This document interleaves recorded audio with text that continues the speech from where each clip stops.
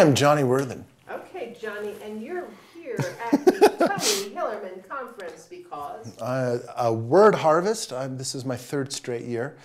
The first one was pivotal in my career. The second one gave me energy, and since the second one and this one, I've had a breakout year. And I come back to Tony Hillerman every year because it's like a family reunion now.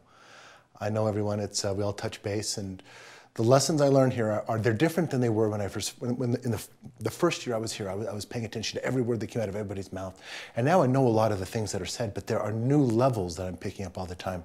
For example, and I'm going to talk about this to people who listen. One of the huge things I've noticed is the people who I've seen here this year, who I saw last year and the year before, they're all doing well. They're all making this into their life. They're enjoying it. They're making it a career. They understand it, and they're living it. And I think that's the kind of commitment that this conference brings out in people. It's a great conference. Which is key. It really is key. What was the writing tip you got this year?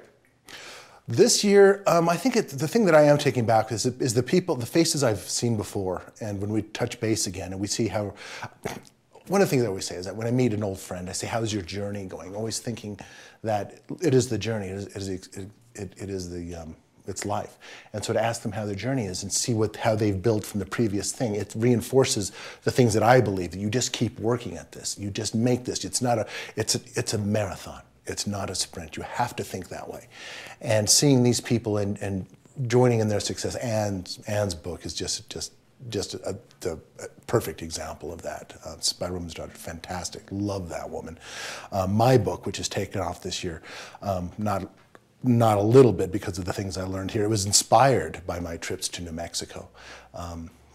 It's part of it. But as far as what I'm learning this year, it hasn't all quite gelled yet. It's cool. It's seeing old friends. It's connecting. Great. So, and it really is not learning a thing. It's learning concepts that weave together, right? Well, a lot of that. Well, part of the creative, for example, the first day was, the workshops I never make it to. It's just too far a drive for me. But the second day is the craft of writing. And the funny thing with writing is there are no rules, and yet here are some. And everybody has to find their own ways through the forest as they go. And so to hear how some of these great authors differ in their approaches is just reassuring to us who have our own systems, that some people like to outline drastically. Other people's are total gardeners, as they call it. And yet John last night mentioned that he doesn't outline until he's toward the end, and then he sets it all up. And I thought, what an interesting idea to try that. And there's always a couple of gems. For example, the one that I keep coming back with, it could just be confirmation bias because I've heard it so much and I live it, is keep writing. Write another book. And for me, as a writer, that's the only thing truly in your power. I can't make agents love me. I can't make my audience appreciate my books. And Lord knows I'm trying to get people to read them. But the one thing that's always within my power is to keep writing and to get better. And David Morrell said this. I shouldn't drop other people's names. I said this. Write what you love. And because Morrell stepped out of his comfort zone and he's writing historical now, and he says how much he enjoys it, and it's his best book, and I totally agree with that. I know a lot of people that chase the market, that find something they want and do the genre, and even my publishers said, well, they ask me what my project is, and I tell them, it says, well, I don't know, that's not hot right now, and I said, I don't care. By the time it comes out, this is going to lead the market. And so far it's been happening. You have to write with you. If somebody asks you who your favorite writer is, and it's not you, you're doing something wrong. And so that's my feeling. And so keep writing, and that's what I keep hearing. And love the craft, and know you're going to make mistakes. And the one thing is to forgive yourself these mistakes. Forgive yourself that first chapter that didn't quite work out. Fix it later, even if it's in print. Even when I do readings now in my books, I skip words now. I edit as I go. And I forgive myself that because the book's beautiful as it is. And that's something you learn here. You understand it's a community. I mean, let's face it, publishing and writing is the biggest industry run entirely by amateurs. We do this because we love it. We don't know what we're doing. We're making up the rules as we go. Everything's changing, and you get a feel for that. Today, which is the Saturday, it's on the business side of writing. And I talked to some people who came yesterday for the craft and said, oh, they're not interested in the business side of writing.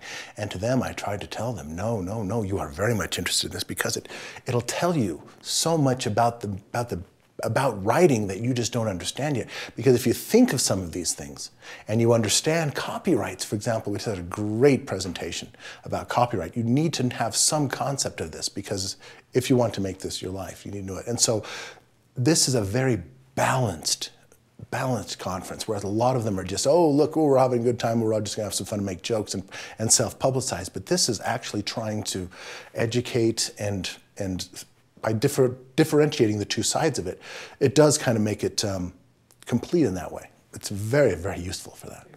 Very good. And I have to ask you, because it's you, and you have identified yourself, your persona, in a physical way as well. In other words, you look who you are so people can recognize who you are. How is that working for you with your publishing? Well, it's kind of a cheat. I love tie-dye. Somebody once told me that given the chance, you will dress the way you dressed when you were happiest. And I suspect I was happiest in college at a Grateful Dead show. And I collected tie-dye. I found some artists, and I love them, and I think they're beautiful. And somebody once told me, you wear tie-dye for your friends. You wear colorful, bright, fun clothes for your friends, because you forget you're wearing them.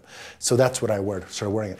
And so when I became a writer, when I chose to be a writer, I made a jump. It was actually after this very conference, the first time I decided, John Boggs had given me the inspiration. Another person I met. You meet John Boggs here. You know, that's why you come to these things. Steve Havel and I, we're on a first name basis. When I made the jump, I figured, if I'm going to define my life by my terms, I'm going to define what I wear by my terms. And I love these. These are beautiful. This particular one, I don't wear just any tie-dye anymore. It's got to be top notch. I have a couple of artists that I really adore. And the other thing I can do is I get away with it now, because my publishers, who first said, oh, I don't know, that's not working out, but it's working out, because I love the tie-dye. It is me. I'm a multi-genre author, and this is my symbol of it, and that's how I sell it. That's how I write it off on my taxes. I write mysteries, I write horror, I write young adult, I'm working on a romance, I got a history in the works. I write what I like to read, and if you don't do that, you're not doing it right. And this is the symbol that people can get behind, I'm hoping, when somebody says, well, Johnny wrote this great book, what else has he written? Oh, this is a little different. Oh, but so is Johnny. So it plays with it. Mostly I just like wearing it because it's beautiful. I like wearing art. Art is where it's at. Me too. It's wonderful. Perfect. Can you think of anything else, Anna? I think you did a fantabulous job. That was great. I love this conference. I'm not kidding about it. This changed my life. I remember the first conference, I don't know if you can use this or not, but I remember the first conference I was here, and I was reminded because a friend who I know, it's a high school reunion. Everybody's got to kind of see how it's been and everything, but it's more of a family reunion, I realized. But the first conference I was here, 3 years ago, I was discouraged. It was so much you can do wrong. This business, this craft is all rejection. If you just write for yourself, fine and dandy, but if you want someone else to look at it, you're looking at agents and publishers, and there's a lot of rejection, and it's debilitatingly bad. And I had given it up, and I remember I met somebody in the hall at this conference at Word Harvest 3 years ago, and we talked me through it. And then I went and I said, okay, all right, okay. And then I went to a class on ebooks, and I was one of those purists who believed, oh, no ebooks, it's got to be paper, it's bullshit. And he convinced me that ebooks are wonderful. And that got me thinking about self-publishing and ways that I can sacrifice, and knowing that I have more than one book in me. Write another book. I decided to self-publish my first book to get the ball rolling. And I had made that mental leap into self-publishing an ebook to get things going. And then it was like there are opportunities I didn't expect.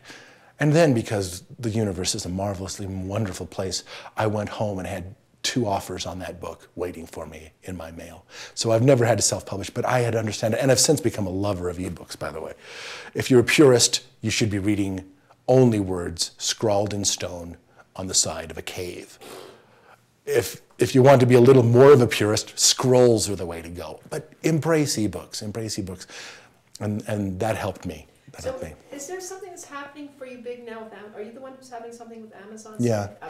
Yeah, this year my book, Eleanor the Unseen, a young adult paranormal, hit on October 27th, 2014, hit bestseller on Amazon Kindle for paid Kindle, not the freebies. It's actually for $2, which is a lot for a Kindle deal. But made me a best-selling author at the moment, and it's a marvelous book. The same book was named previously, back in September, I could give you the date, given half a minute, as the Gold Quill winner, which is basically the best young adult novel of the year in Utah, which I think is great because Utah writes a lot of young adult books.